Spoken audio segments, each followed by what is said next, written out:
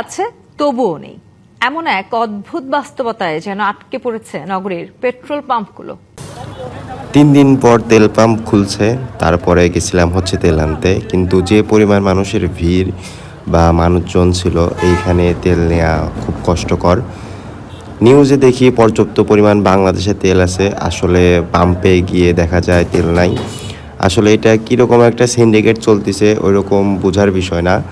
তবে যেটা হচ্ছে, খবরে শুনি তেল আছে কিন্তু পাম্পে গিয়ে দেখি তেল নাই। আসলে এইটা কি ধরনের কথা বা কি একটা কাজ, এটা বোঝার বাইরে।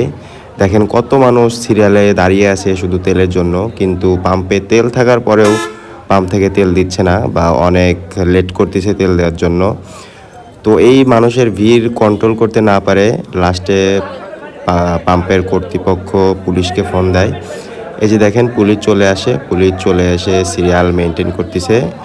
তো পুলিশ সিরিয়াল মেনটেন করার পরে যতটুকু সম্ভব আমরা একটু তেল পাই। গাড়ি রেখে গেছিলাম কারণ গাড়িতে একদম তেল শেষ, একদম গাড়ি বাসায় রেখে বোতল নিয়ে গেছিলাম তেল আনার জন্য। কিন্তু পুলিশ যেরকম মেনটেন করার চেষ্টা করতেছিল সিরিয়াল, ওইভাবে মেনটেন করতে পারতেছিল না। তো লাস্টে দেখেন মানুষজনরা খেপে গিয়ে কীরকম একটা ব্যবস্থা নেয় বা আচরণ নেয়। তো ভিডিওটি দেখুন, লাস্টে দেখতে পারবেন যে মানুষজনরা কীরকম একটা প্রভাব ফেলে তেল পাম্পে গিয়ে।